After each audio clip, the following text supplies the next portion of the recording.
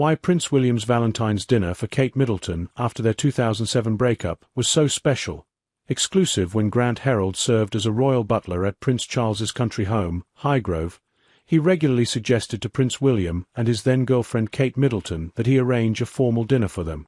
They never had dinner in the dining room and preferred to take it on trays, and as their first butler I wanted them to have dinner where I served them properly in the dining room.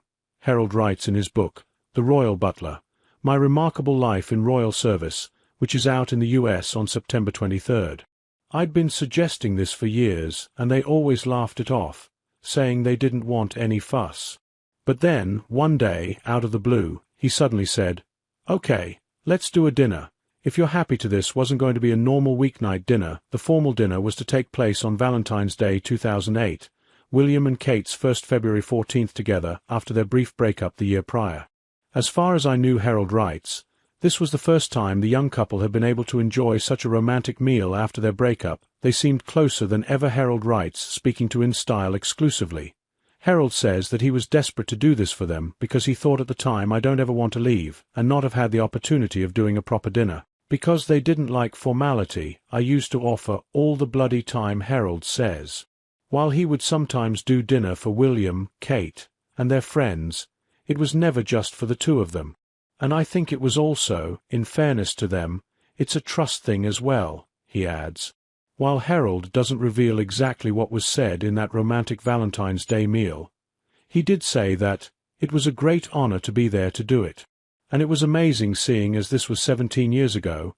Herald can't remember the exact menu, though he says it had 3 courses, and if I was to take a guess, I would say something like chicken was served, he says.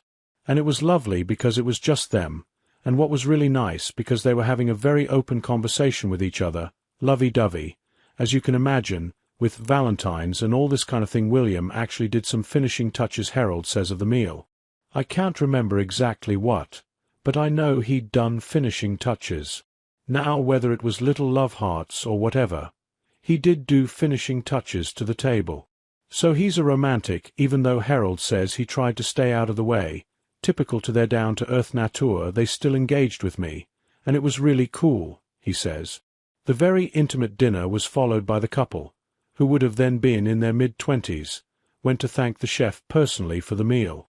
Kate, who was called as such back in those days, not Catherine, as she is today, was very polite, sweet, and personable, Herald writes in the book.